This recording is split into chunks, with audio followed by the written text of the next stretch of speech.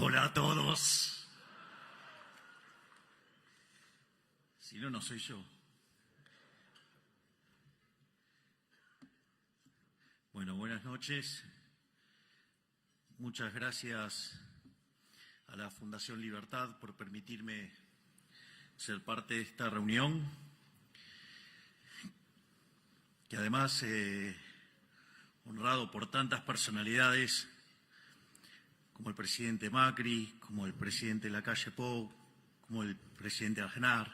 Así es que la doctora Bullrich, genia Patricia. Así que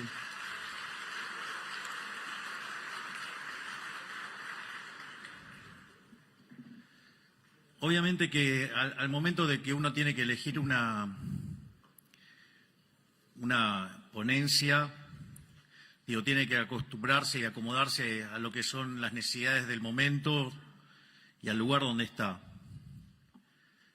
Y dada la discusión, que hoy está tan presente en Argentina sobre el tema de la inflación, sobre la discusión del tipo de cambio y ese tipo de cuestiones, y dado que estoy frente a un público calificado, un público que está acostumbrado a recibir análisis económico, la intención de esta charla es básicamente contarle cómo es nuestra visión de cómo enfrentar y atacar y exterminar de una vez por todas el problema de la inflación en Argentina, que tiene una fecha de inicio clara, que es cuando se creó esa institución nefasta que está en Reconquista 266, llamada Banco Central de la República Argentina.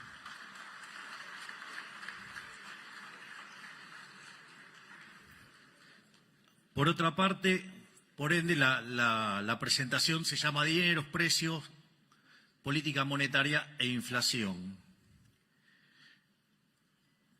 Otra cosa que descubrí, que en la interacción con distintos economistas locales, es que la gran mayoría de los economistas locales, profesionales y de renombre, no tienen idea de algo tan importante en esto, que es el problema del ancla nominal. Y porque básicamente no entienden qué es el dinero. Es decir, Keynes, en ese tratado nefasto llamado Teoría General de la Ocupación, el Interés y el Dinero, causó un daño tan grande que todavía, seguimos heredando algunos problemas de definición de marco conceptual que hace que nos equivoquemos tanto y tan seguido los economistas. De hecho, recién en el auto repasábamos un chiste que decía, de las últimas 5 recesiones, ¿cuántas pronosticaron los economistas? 9. Más allá de los chistes de esto. Entonces, resulta fundamental y clave entender qué es el dinero. O sea, lo que uno se da cuenta es que discuten el problema de la inflación y no entienden qué es el dinero. Entonces, está el coloso está Federico Sturzenegger. Qué placer, que lo acabo de ver. Gracias, Federico. Entonces, básicamente lo que yo voy a hacer es una introducción sobre qué es el dinero y a partir de ahí, voy a derivar la naturaleza monetaria de la inflación, voy a desmitificar algún tipo de cuestiones que andan dando vuelta y después voy a discutir la coyuntura presente sobre el trabajo enorme que está haciendo Luis Caputo, Santiago Bausili y todo su equipo, de quien estoy verdaderamente, profundamente orgulloso.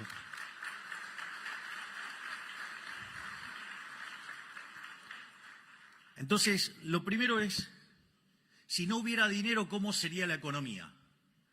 Bueno, la economía sería una economía de trueque, donde se intercambian bienes por bienes. Ahora, en una sociedad chiquitita eso no es en principio un problema, pero en una sociedad más grande sí es un problema, porque ustedes tienen un problema que se llama la doble coincidencia. Es decir, ustedes tienen que encontrar a alguien que quiera comprar lo que ustedes tienen y al mismo tiempo, machear la venta, digamos, o sea, que además quiera lo que ustedes tienen. Por lo tanto, ese proceso se hace muy, muy difícil. Pero al margen de que ese proceso sea extremadamente difícil, aparece un segundo problema, que es el problema de la indivisibilidad. Porque sí, yo puedo querer comprar pan, el panadero quiere comprar el servicio de análisis económico, pero, digamos, o sea, la cantidad de kilos de pan que me tiene que dar, digamos, para que yo le hable, no sé, una hora de economía, no me apea. Al menos hoy. Y espero que después de mi paso por la presidencia, muchísimo más. Porque tengo que seguir laburando después. Entonces, ahora, frente a esa situación, digo, el hombre no se quedó llorando. O sea, no es que se puso a llorar en un rincón, digo, y lloraba por el problema de la doble coincidencia y la indivisibilidad. Le buscó la vuelta, y descubrió que había bienes que se intercambiaban muchísimo más que otros. Es decir, entonces, no es que compraba esos bienes que se intercambiaban mucho porque en principio los quería tener, sino que los adquiría para poder usarlo de medio indirecto para comprar otros bienes. Es decir, la idea del bien de intercambio indirecto. Es decir, y cuando aparece el bien de intercambio indirecto, lo que está apareciendo ahí es justamente el dinero. Es decir, ese bien que oficia como bien de intercambio indirecto, justamente ahí nos encontramos con la aparición del dinero. Entonces, por ejemplo, cuando el hombre era nómade, el primer dinero que apareció, ¿cuál era? El ganado. ¿Por qué? Porque el ganado era lo que comían y como eran nómades, les permitía moverse con el ganado. Consecuentemente, usaban el ganado como moneda. Después el hombre se volvió sedentario, entonces descubrieron que había otras formas más eficientes de utilizar dinero. Entonces, por ejemplo, una de las cosas que consumía mucho el hombre, que era el pan. Entonces, ¿qué empezaron a usar como bien de intercambio indirecto? El trigo.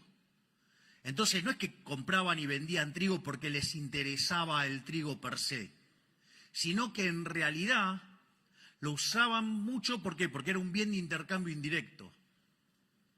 Ahora, no solo eso. Después, por ejemplo, digo, cuando uno dice el término salario, ¿sí?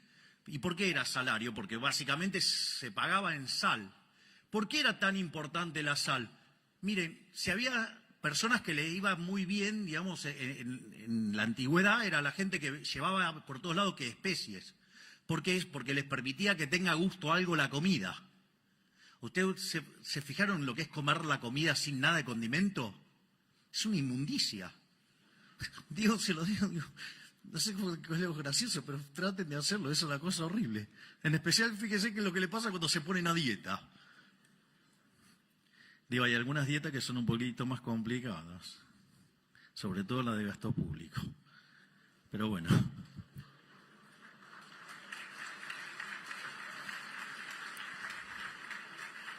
Ahora,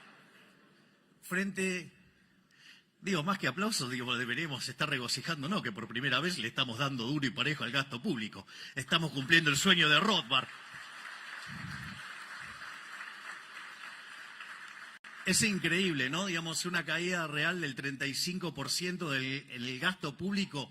Vamos, muchachos, eso es sacar al Estado del medio. Es decir, la verdadera presión fiscal es el tamaño del Estado. Si le pegamos semejante recorte, vamos que les estoy devolviendo libertad a lo loco. Pero bueno. Es más, volviendo al tema de la sal, ¿por qué la tradición de darle la sal a la otra persona, de ponerla y no dársela directo en la mano? Porque dicen que si no sería mala suerte. ¿Y cómo era el tema del pago? Venía el tipo con un saco, imagínense, entonces le pagaba con un saco de sal. Imagínense si cuando ustedes estaban manipulando la sal, se caía. Y era mala suerte, era una pérdida instantánea seguro. En ese contexto, por eso que se apoyaba la sal y se pesaba, y ahí se hacía el intercambio. ha habido otras monedas, como ser el tabaco. Es más, cuenta una historia Milton Friedman en una de sus conferencias que dice que en la Alemania, digamos, después de la Segunda Guerra, cuando viene la hiperinflación, usaban clavos, usaban coñac, y dice que es la definición de dinero líquido más líquida que había conocido. O sea, había encontrado el verdadero M1. Digo, chistes de economistas, no se hagan problema. O sea, la próxima charla vengo con los subtítulos. Entonces, básicamente, ahora, ¿cuál era el problema con todo ese tipo de dineros que habían aparecido? O sea, que eran mercancías, o sea, que tenían un valor de uso como mercancía, pero también servían para hacer transacciones. Entonces, y eso oficiaba como dinero. O, digamos, cuando trabajamos en microeconomía y empezamos en equilibrio general, hablamos de numerario. Ahora, ¿cuál es el problema, digamos, de ese tipo de monedas? Bueno, que uno no vive un solo periodo. O sea, podían oficiar de unidad de cuenta, podían oficiar de medio generalizado de pago, pero ¿qué pasa? No preservaba el valor. Y como la economía, digamos, afortunadamente no es de un solo periodo, sino que es intertemporal, que incluye varios periodos, se degradaba con el tiempo. Es decir, como si tuviera tasa de interés negativa. Entonces, ¿qué es lo que descubrió el hombre? El hombre buscó los metales. Y así es como aparecieron dos monedas, que es el oro para las transacciones grandes y la plata para las transacciones más chicas. Entonces, vean que lo más importante de todo esto, o sea, ¿para qué hago toda esta historia de por qué aparece el dinero, cómo aparece el dinero? Para entender que el dinero es un bien de intercambio indirecto. Es decir, y al ser un bien de intercambio indirecto, ¿qué quiere decir? Que su demanda es una demanda derivada. Es decir, yo no demando dinero para llevármelo al traje de madera. Si yo demando dinero para hacer transacciones y básicamente quiero utilizar ese dinero, ¿sí?, para financiar un sendero de consumo a lo largo de toda mi vida. Es decir, por eso uso dinero. Ahora, si yo, entonces, el dinero tiene esa connotación, esa característica, ¿de qué depende entonces la demanda de dinero? Y ahí es donde nos empezamos a encontrar con estos problemas. Porque si yo lo estoy definiendo de esta manera, la demanda de dinero tiene como contraparte el sendero intertemporal de consumo, es decir, mi programa de consumo a lo largo de toda mi vida. Ahora, y si yo me pongo a derivar la demanda de consumo de cada uno de estos bienes, que es lo que va a determinar como contraparte la demanda de dinero, ¿de qué depende esa demanda de bienes de consumo? Y en el fondo, esa demanda de bienes de consumo van a depender de lo que, en paz descanse, decía Robert Lucas Jr., que depende de los parámetros profundos. Es decir, depende de las preferencias, depende de la tecnología y depende de las dotaciones. Digo, por lo tanto, si las dotaciones están dadas, las preferencias están dadas y la tecnología, digamos, es un caso, digamos, sin que se haga alguna suposición sobre el progreso tecnológico, que digamos, también está dado y si lo quieren asumir, digamos, lo van a poner dentro del modelo. En el fondo, como diría un físico, en condiciones normales de presión y temperatura, la demanda de dinero debería ser una cosa absolutamente granítica que tiene como contrapartida mi sendero intertemporal de consumo que depende de los parámetros profundos que son datos dados.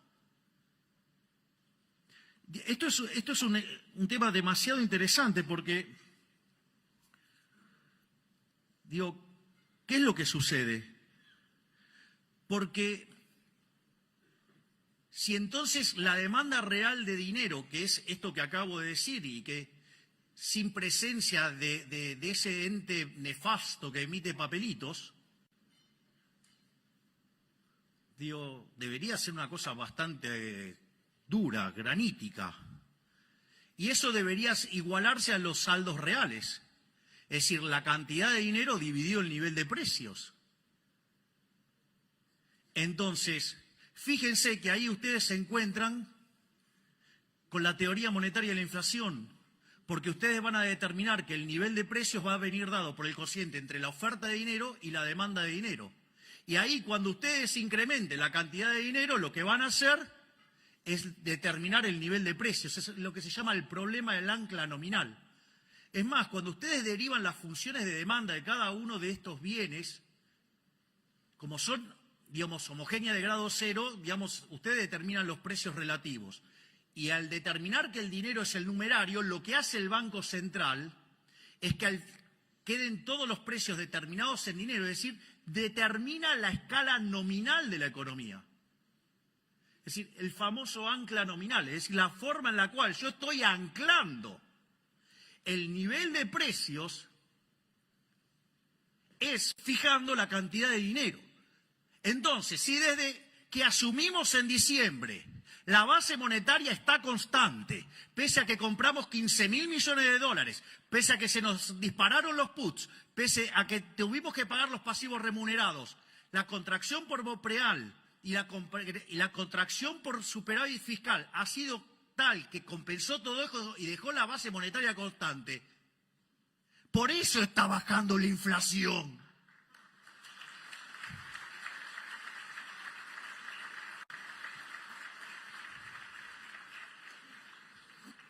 Después voy a seguir con los temas que tienen que ver con la actualidad. Pero, o sea, cuando dicen, algunos economistas profesionales, asumo que algunos, digamos, por ignorancia, otros por resentimientos, otros porque, digamos, o sea, si se quisieran suicidar, lo mejor que podrían hacer es tirarse de los más altos de su ego. Que quedarían hechos un huevo frito abajo. Es decir, no hay plan de estabilización. ¿Y cómo es que baja la tasa de inflación? ¡Qué magia! No, dejamos constante la cantidad de dinero. Es más, cuando ustedes hacen la configuración de un programa de estabilización, tiene básicamente 3 elementos centrales. Tienen una política fiscal, tienen una política monetaria y tienen una política cambiaria. En el plano cambiario nosotros nos encontramos con una brecha del 200%. Es increíble porque aparecen algunos economistas diciendo, no, bueno, pero el atraso cambiario. Acá hay un problema de atraso cambiario. Ahora, esos mismos que dicen que hay un problema de atraso cambiario son los mismos que decían que había que poner el dólar a 600 y tenían una hipótesis de inflación más alta. Nosotros lo pusimos por el equivalente a 1000 y tenemos menos inflación. Podrían ser por lo menos, no sé, coherentes para ser intelectualmente no tan deshonestos. Ese es una de las cosas. La otra parte es la política fiscal. Déficit cero. ¿Qué decían? No, es imposible conseguir el déficit cero en el 2024. Y nosotros empezamos a orejear los números y hablábamos con Tote y me decía, me parece que alcanzamos el déficit cero en marzo. ¿Para qué? Me puse no bullish. El pobre Guillermo Franco sufriendo. ¿Qué tal, Guillermo? ¿Cómo está? Más, tire la ley base, haga lo que quieran. Total, con esto, digamos, el programa, vamos a lograr todo esto a pesar de la política. Y vaya que lo estamos haciendo.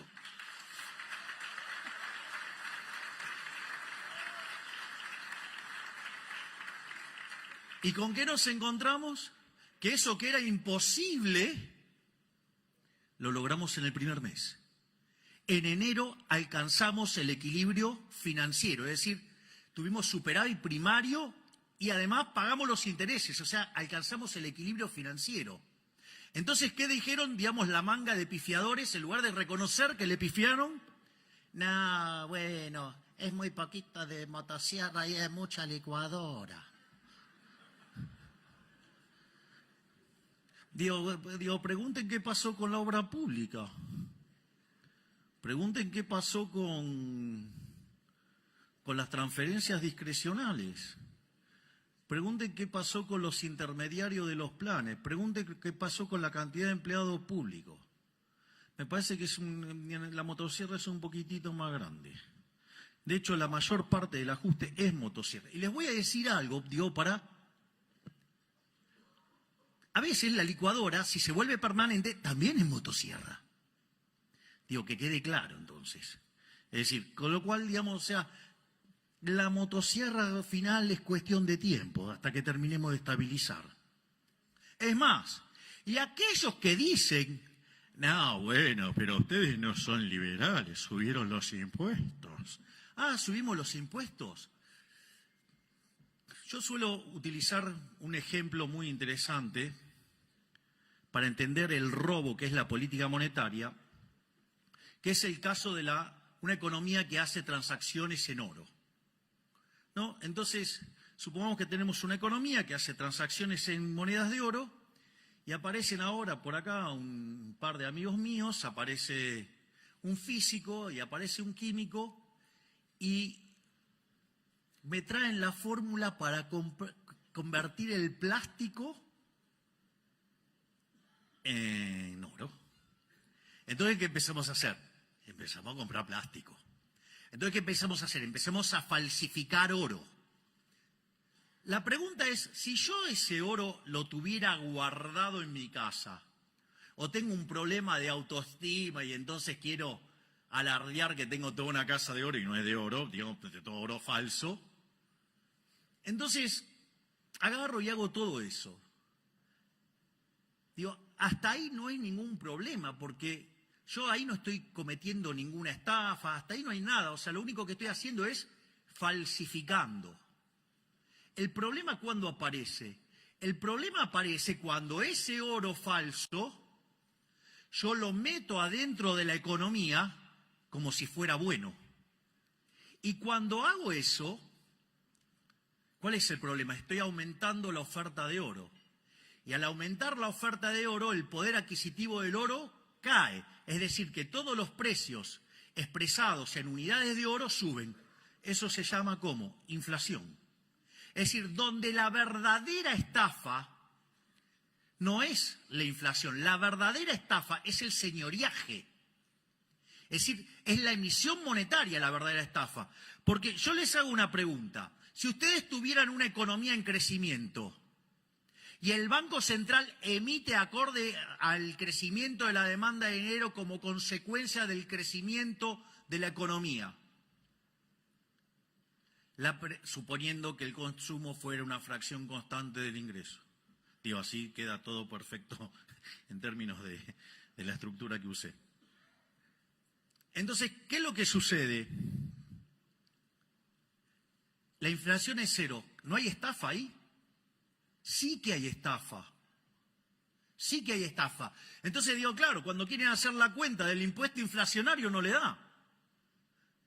Porque cuando calculan la tasa, le da la tasa de inflación dividido 1 más la tasa de inflación. Entonces, como es cero, entonces no le da. Y en realidad sí hay estafa. ¿Por qué hay estafa? Porque si no hubieran emitido, hubiera deflación. Es decir, la deflación es algo sano. Es decir, la deflación, digo, de hecho, para los clásicos que se dedicaban a mirar todo el día qué estaba pasando en la economía y después escribían, para ellos no eran un problema. Por eso recomiendo enfáticamente un libro maravilloso de Philippe Bagus que se llama Defendiendo la deflación. Lo que pasa es que cuando hay deflación, o sea, hay algunos que ganan y hay otros que pierden. Bueno, si, digamos, tienen más exposición los que pierden, y bueno, claro, digo, entonces, digo, la deflación es mala. Pero no es mala, digo, porque deriva, de hecho, digo, del propio crecimiento económico y implica devolverle recursos a la gente. Ahora, entonces, esto quiere decir que la verdadera estafa es la emisión monetaria. Esto es muy interesante porque el gobierno delincuente que nos precedió, en los 4 años de gobierno, emitieron 28 puntos del PBI, manga de chorros.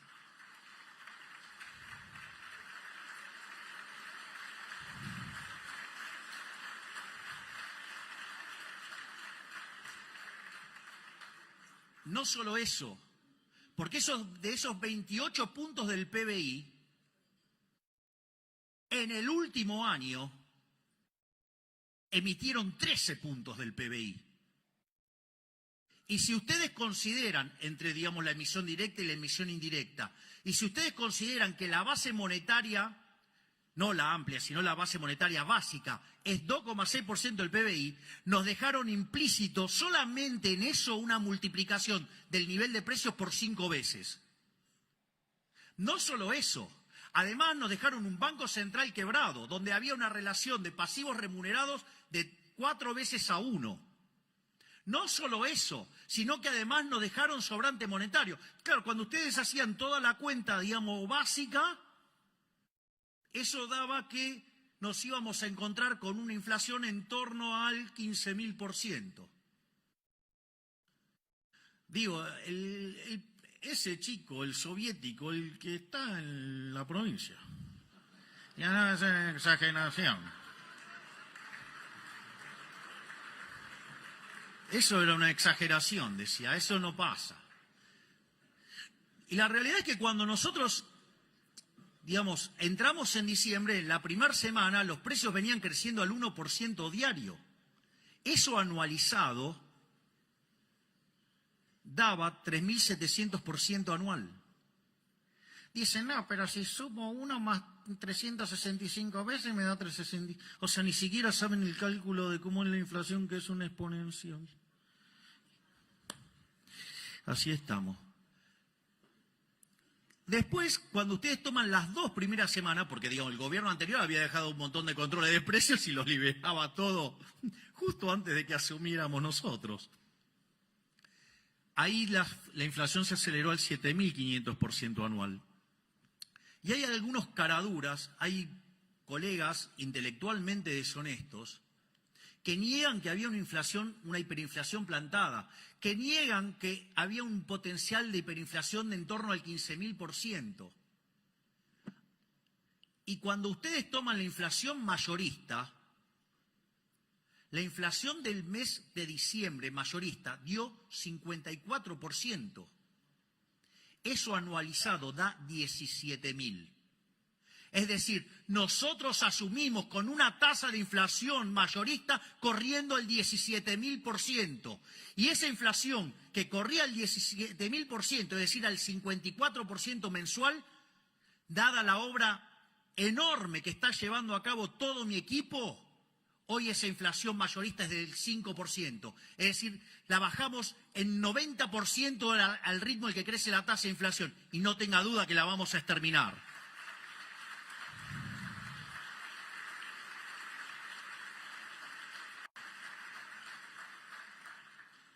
Entonces, tenía toda una parte donde me peleaba con Keynes, pero la voy a omitir.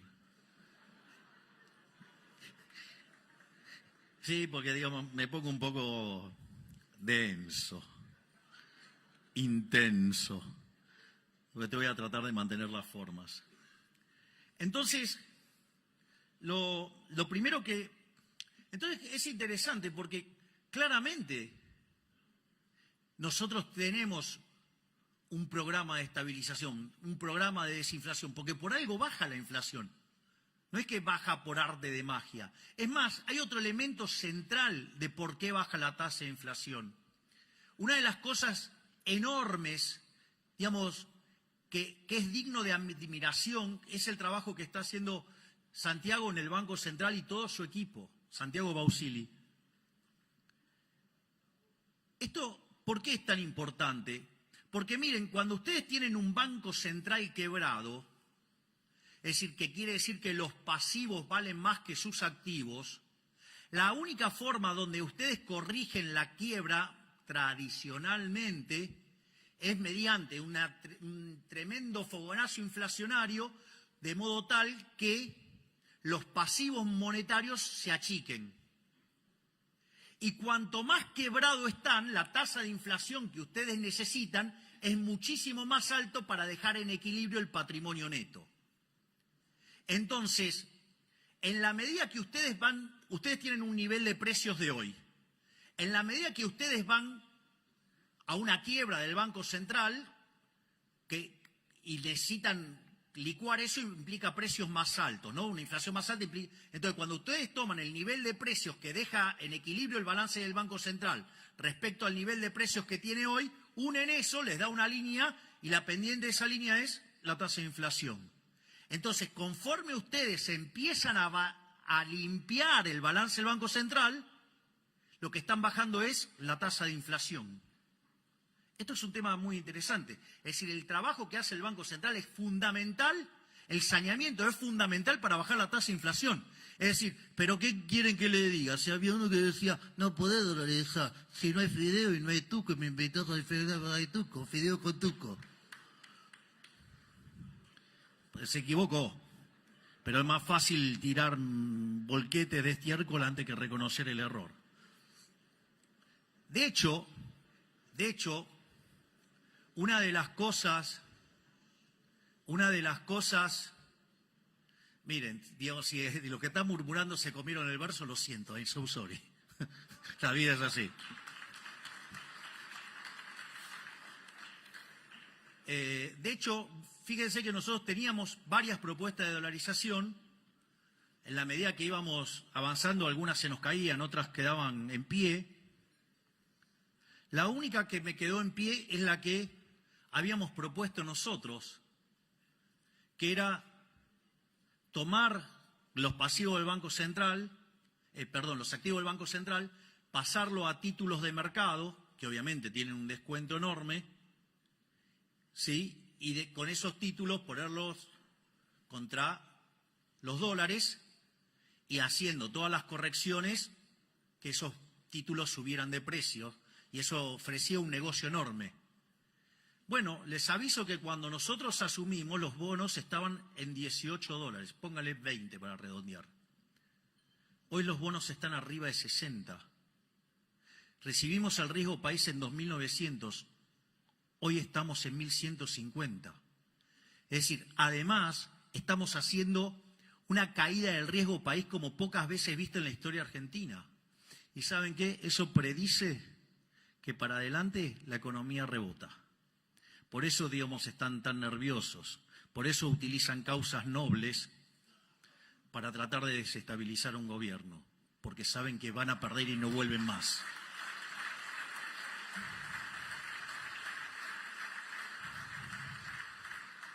Por lo tanto, fíjense que cuando nosotros recibimos ese déficit monumental de 15 puntos del PBI, 5 en el Tesoro y 10 en el Banco Central, hoy, entre el ajuste que hicimos en el Tesoro y el ajuste que lleva hecho el Banco Central, de 15 puntos lo bajamos a 13.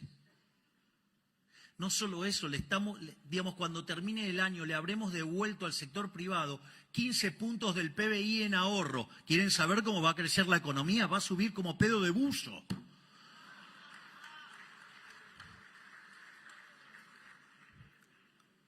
Pero no hay ancla nominal, menos mal. Bueno, eso, digamos, entonces hay un ancla, digamos, el caso, digamos, del ancla nominal, que es cuando ustedes fijan la cantidad de dinero. Obviamente que no es la única forma de anclar. Hay cosas que verdaderamente a mí me parecen divertidas, ¿no? Porque vienen economistas y dicen, no, bueno, porque no hay un plan integral, porque debería definir la matriz productiva de los próximos, digamos, no sé, 5 años. ¿Qué quieren? ¿Un plan quinquenal? No soy Leontiev, no soy un comunista, soy liberal libertario. Creo en la libertad, creo que eso lo tienen que determinar los empresarios, no un burócrata, digamos, fatalmente arrogante desde una oficina.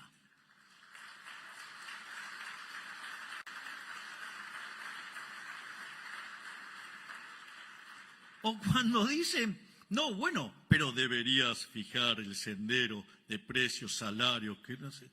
Digo, de vuelta, muchachos, soy liberal, yo creo en el sistema de precios. Es decir, ustedes para poder saber cuál es el vector de precios, deberían de vuelta conocer las preferencias, la tecnología y las dotaciones. Pero si ustedes además lo quieren hacer intertemporal, lo tienen que hacer desde hoy hasta el fin de la historia, ¿sí? Y además, con lo cual tienen que saber cómo se va a mover la población, cómo va a moverse, digamos, las preferencias, cómo van, digamos, a moverse la tecnología. Es más, cosas que ustedes antes creían que no estaban en las dotaciones pasan a ser dotaciones. O miren si, digamos, o sea, vamos, conquistamos Marte y nos traemos recursos de Marte, qué sé yo, digo, un montón de cuestiones, digo, que... Entonces, digo, para poder acertar todo eso uno tendría que ser omnisciente, omnipresente y omnipotente. Es decir, deberían ser Dios. Digo, mire, por mucho que le pesen a los políticos, ¿saben qué? No son Dios. Les diría que son peores que el ser humano promedio. Porque miren, cuando yo entré en política, digamos, y después de un tiempo me preguntó un periodista, así de manera media agresiva, me dijo, bueno, pero usted, digamos, que entró en política y se vive quejando de los políticos, ¿y qué piensa ahora? Entonces le dije, que me equivoqué. Me dijo, vio que al final, que no eran tan buenos. No, me equivoqué para mal, son mucho peor de lo que imaginaba. Entonces, digamos, o sea, por eso el sistema de la libertad funciona mucho mejor, porque, digamos, o sea, estas, digamos, son... Digamos, decir que son monos con navaja es insultar a los monos.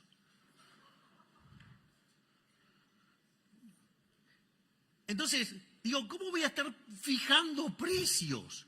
No, tiene que fijar el sendero de los precios. ¿Cómo? Digo, están locos. O sea, soy liberal. O sea, digo, me da urticaria hacer eso. Entonces, no solo eso, ni que hablar. Me imagino que podrían ponerse a buscar los informes que reciben de muchos economistas profesionales que decían que había que poner la tasa de interés real positiva. Hoy la pelota de los pasivos remunerados hubiéramos emitido en los últimos 3 meses 4 bases monetarias. El problema es cuando explota la pelota lo habrá padecido Federico con las LEVAX, después con las LELIX, y ahora serían los pasivos remunerados. Que dicho sea de paso, el gobierno anterior fue tan amigable que nos dejó todos los pasivos remunerados a un día. Como verán, estaba fácil, ¿eh? Digo, es tan fácil desde la tribuna. El otro día hablaba con el profesor de Pablo y le reconocí un error mío, digo, de tiempo atrás. Y el error era, digamos, yo había entrado en mi sendero rothbardiano, entonces estaba intenso. Y cada vez que hablábamos de política económica, digo, yo como que me enojaba porque lo veía como muy condescendiente, digamos, o sea, el profe de Pablo entrevistó a todos los ministros de Economía y presidentes del Banco Central desde la mitad del siglo XX en adelante. Entonces, eso a mí me generaba una situación muy, muy particular. De hecho, de almorzar entre 3 y 4 veces por mes, pasamos a hacer algo más distanciado, digamos, para preservar la amistad, a pesar de que habíamos visto mundiales juntos, que habíamos pasado fiestas juntos. Y el profe de Pablo, con su sabiduría, seguro que dijo, andá, aprendé y volvé. Y el otro día, digo, yo le reconocí, digo, mi error, porque una de las cosas que, digo, que yo siempre traté de hacer como analista era tratar de incorporar las restricciones. Bueno, ahora descubrí que son más. O sea, es un poquitito más difícil. Entonces, digo, desde la tribuna es bastante fácil, porque aparte hay algo interesante, que es, ¿saben qué? Mire, ustedes van a ver un partido de Argentina, el partido de Argentina es muy lindo, las banderas, los cánticos, todo lo que usted quiere, es fabuloso. Pero los goles los hace Messi. Es decir, si ustedes quieren ganar, digamos, tienen que empezar a hacer goles. O sea, y la verdad que yo con mi equipo, Digo, me siento que tengo a varios Messi adentro del equipo, siento que Toto es Messi, siento que Patricia es Messi, siento que Sandra es Messi, siento que Diana es Messi, siento que cada uno, pienso que Guillermo es Messi, que todos ellos son un Messi en su puesto, por decirlo de alguna manera. La verdad que estoy muy feliz con el excelente equipo que formamos. Y la verdad es que, digamos, para hacer esto hay que meterse, hay que meterse. Digo, si no, nos van a gobernar los orcos. Y otra cosa que recomiendo, digamos, para tener en cuenta, que los orcos lo entienden perfecto, pero parece que nosotros los liberales no somos tan vivos y no nos damos cuenta. El poder es un juego de suma cero. Si lo tenemos nosotros, no lo tienen ellos. Y ellos sí eso lo entienden. Ellos pueden tener los bolsos de López y lo van a seguir negando. O sea, ustedes lo van a encontrar afanando y lo van a negar. Y nosotros empezamos, no, porque en realidad, como dijo un imbécil, este no es un gobierno liberal porque no liberó la droga. O que no bajamos los impuestos y sucede que le estamos devolviendo a los argentinos 15 puntos del PBI en términos de no señoriaje. Es decir, bueno, sí hay una sustitución de impuestos, pero digamos en el neto, digamos, el gasto público en términos reales está cayendo. Digamos, lo que diría Rothbard, la verdadera presión del Estado está cayendo. Es decir, digo, estoy cobrando menos, digamos, o sea, en el fondo voy a tener menos impuestos, porque tengo un Estado más chico. La otra forma, digamos, que se suele utilizar como ancla, se suele utilizar el tipo de cambio, es decir, fijar el tipo de cambio y usarlo como ancla. Eso tiene un sentido, porque en realidad el nivel de precios local, entonces, en ese caso vendría dado por el tipo de cambio, que está fijo, y por el nivel de precios internacionales. Y eso permitiría determinar el nivel de precios. Y cuando ustedes hacen eso, digamos, como siempre, la cantidad de dinero dentro de la economía viene determinado por la demanda de dinero. Entonces, dada la demanda de dinero, si ustedes emiten, lo que van a tener como contrapartida es pérdida de reservas. Digo, no sé, vieron que siempre, digamos, el kirchnerismo hizo lo mismo. Digo, fija el tipo de cambio porque cree que es el tipo de cambio el que determina el nivel de precio, lo cual es una burrada. Entonces fijan el tipo de cambio y emiten. ¿Y la consecuencia cuál es? Perdemos reservas. Entonces cuando no le gusta la pérdida de reservas, entonces ¿qué hacen? Ponen los controles. Y cuando los controles no son efectivos, porque digamos la gente se logra escapar, ¿sí? Entonces ¿qué hace? Mete ley penal cambiaria, porque entonces así si ustedes deciden salir de la estafa del Estado, entonces ley penal cambiaria. ¿Por qué? Para que de esa manera aumente forzosamente la demanda de dinero y aumentar la base imponible del impuesto inflacionario. Un impuesto no legislado, un robo. Y después cuando yo digo que el que fugó la plata es un héroe, viene un imbécil y me hace un juicio. Es buenísimo. O sea, el chorro acusando al honesto. Más claro, imposible. Por eso no es que casualidad que tengamos 100 años de decadencia. Si tenemos la cabeza quemada de socialismo en la sangre.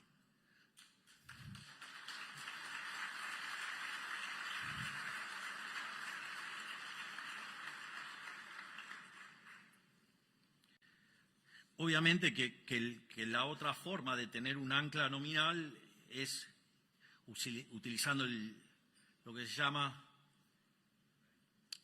el sistema de metas de inflación, pero ahí digamos, el ancla es una cosa más complicado porque en rigor, si ustedes lo quieren pensar en términos de cantidad de dinero, no lo tienen. ¿Por qué? ¿Cuál es el problema? Porque si estoy fijando la tasa de interés, entonces no fijo la cantidad de dinero, y si no fijo la cantidad de dinero no puedo fijar el nivel de precio. Entonces tengo lo que se llama un problema del ancla nominal. Y eso se resuelve ¿de qué manera? Cuando tengo las expectativas de inflación, al tener, digamos, determinados los precios esperados, entonces, si las expectativas están ancladas, puedo determinar los precios de hoy, puedo determinar la demanda de dinero, y al determinar la demanda de dinero, determino la cantidad de dinero, y el sistema queda anclado. Eso sí, digamos, hay que tener ancladas las expectativas. Miren, yo creí que tener un banco central que hiciera las cosas bien, digamos, era posible.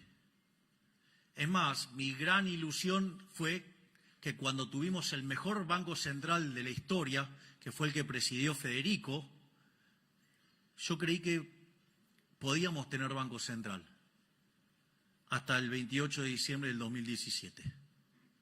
Digamos que se lo llevaron puesto y así fue lo que gastilló el retorno del kirchnerismo. Entonces, en ese sentido, ahí a mí, digamos, el Banco Central, solo cuestión de tiempo, ya lo voy a agarrar. Pero más allá de todo esto, lo que quiero entonces ahora es básicamente terminar con lo que nosotros hemos hecho, ¿no? Digamos, cómo es que estamos logrando bajar la tasa de inflación. Y básicamente, de vuelta, como dije antes, un programa de déficit cero, donde atacamos de cuajo el gasto público, donde obviamente que en la primera parte sobrereaccionamos y el ajuste equivalente. Digo, ¿ustedes escucharon lo del otro día, lo del títere? Fue increíble, diciendo, ay, qué ajuste insignificante. Dejó un déficit de más de 5 puntos del PBI. Nosotros lo llevamos a 0,2 positivo y si lo teman en términos anualizados, hicimos un ajuste de 7 puntos del PBI. Y el caradura dice, resultado insignificante. Les cuento que en los últimos 123 años de historia, Argentina tuvo déficit en 113. Quiere decir que tan fácil lo que estamos haciendo no era.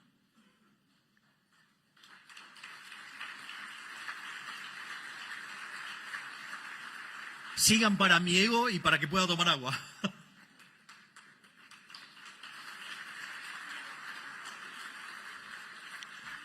Por otra parte, el saneamiento del Banco Central hizo que de tener un déficit cuasifical de 10 puntos del PBI, digamos, hoy ya está en 4 y va camino a 3. Es decir, cuando vengan las próximas tasas de inflación y volvamos a bajar la tasa, otro punto más le vamos a echar. Entonces, cuando ustedes computan lo que ajustamos en el Tesoro y lo que ajustamos en el Banco Central, ya llevamos ajustado de los 15 puntos, 13 puntos. No existe registro histórico en la historia de la humanidad de un ajuste de semejante calibre en 3 meses. Pero no solo eso, sino si ustedes se fijan, tanto los analistas como el Fondo Monetario Internacional, cuando nosotros llegamos, estaba esperando una inflación del 250%,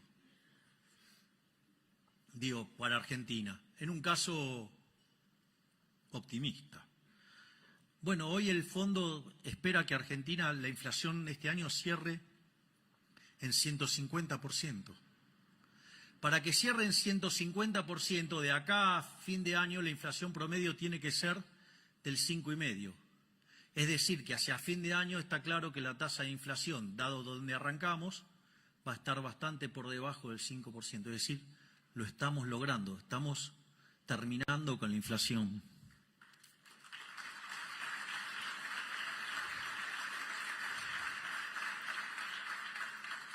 Es más, no solo eso, sino que además el fondo siempre suele ser como muy agresivo en las proyecciones. Esta vez se quedó corto con el ajuste y se quedó corto, digamos, con el tema de la inflación porque está bajando más rápido. Es decir, siempre que parecían ser el cuco de las cosas que proponían, nosotros las estamos haciendo mucho más rápido. Por otra parte, hay otra digresión, digamos, que tiene que ver con el tipo de cambio real. Sobre el inicio de la presentación mencioné el tema de algunos que son muy deshonestos intelectualmente diciendo que el tipo de cambio había que ponerlo en 600 y la tasa de inflación le daba más alta, y ahora se quejan por un tipo de cambio de 1000 y empiezan, no, porque hay apreciación cambiaria, hay apreciación cambiaria. Ahí hay, también, digamos, hay una respuesta a esto, digamos, también con mucha sabiduría del profe de Pablo, de decir, una cosa es hacer economía, otra cosa es hacer aritmética. Y hay mucha gente haciendo aritmética y poca economía. Aviso que no todos cometen este error, digamos, les espoleo el resultado. Lo que dice Arriazu tiene razón. Ahora voy a explicar. Arriazu dice que Argentina, si estabiliza, dado la estructura fiscal que tiene, va a convivir con una moneda muy apreciada. En ese contexto, esto no es menor, digamos, si tenemos que convivir con una moneda muy apreciada, porque como los precios internacionales están dados, en tanto y en cuanto el fisco no se quiera correr del medio, la consecuencia es que se va a pagar en términos de menores salarios reales. Por lo tanto, si queremos levantar y mejorar la calidad de vida de los argentinos, hay que atacar al déficit fiscal, hay que atacar al gasto público. Y no solo a nivel nacional, hay que atacarlo también a nivel provincial y a nivel municipal. Hay que barrer con el fisco en todas las dimensiones.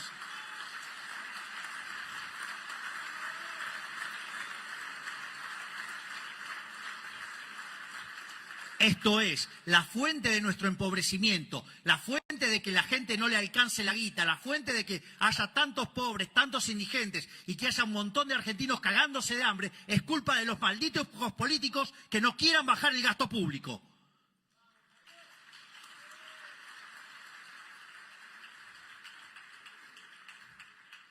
Volviendo a... Y para cerrar, a los problemas del tipo de cambio real, porque es una discusión que tanto le gusta tener a todos, digo, el primer problema es, si supongamos que miramos la serie, digo, ustedes lo que van a ver es que, digamos, la serie parece la montaña rusa, pero una montaña rusa interminable. Digo, lo primero que yo diría es una serie que tiene tanta volatilidad, sube, baja, digo, parece el electrocardiograma de un tipo que está haciendo una maratón. Digo, el primer problema es, che, ¿alguien me puede explicar qué valor tiene tomar una medida promedio? Digo, con todo ese desvío estándar, con toda esa volatilidad, ¿alguien me puede explicar qué sentido tiene tomar una medida promedio? Digo, ya es un problema grave. El segundo problema grave de eso es fijarlo en un momento del tiempo. Digo, entonces, lo fijo en un momento del tiempo. ¿Y quién dijo que ese era el de equilibrio? Digo, ustedes se dan cuenta que, no, antes dijimos de la fatal arrogancia porque había que conocer el vector de precios, o sea, había que conocer el vector de precios de ese momento. Para eso teníamos que conocer las preferencias, la tecnología y las dotaciones de toda la economía desde hoy hasta la eternidad. Bueno, ahora incorporen la economía mundial. Es decir, ahora ya no les alcanza con saber todo eso para la Argentina. Digo, lo tienen que saber para todo el mundo. Es decir, no se puede ser tan fatalmente arrogante. Y no solo eso, el disparate, digamos, o sea, se corona de manera superlativa, cuando además, digamos, eso les daría poder explicar las condiciones de oferta y demanda de todos los bienes de todo el mundo en un momento del tiempo. Esto quiere decir que ustedes me pueden decir que, no sé, que el tipo de cambio real que estaba en la fecha, no sé cuál es el que más usa los informes ahora, no sé, digo, no sé, supongamos, no sé, por decir algo, 2007, no sé, digo, no lo estoy diciendo, lo estoy diciendo así aleatoriamente, o 1997, o 1985, no sé, cuando quieran. La pregunta es, ¿las condiciones de oferta y de demanda de todos los bienes de economía son idénticamente iguales a las de ese momento para decir que el tipo de cambio real tiene que ser ese mismo? Digo, pero o caemos en el problema de la fatal arrogancia o caemos en el problema de la imbecilidad, pero furiosa. Digo, no sé, les gusta tanto el centrismo idiota, digo, porque ya que no quieren que lo apliquen y lo hagan de esa manera. O, digamos, lo que yo sugiero, agarren toda la teoría neoclásica, un montón de pedazos, hay que tirarla de vuelta y hay que volver a abrazar la economía austríaca, que son las que verdaderamente abrazan las ideas de la libertad. Así que muchísimas gracias y les voy a decir algo. ¿Saben qué? A pesar de la política, lo vamos a lograr. ¡Viva la libertad, carajo!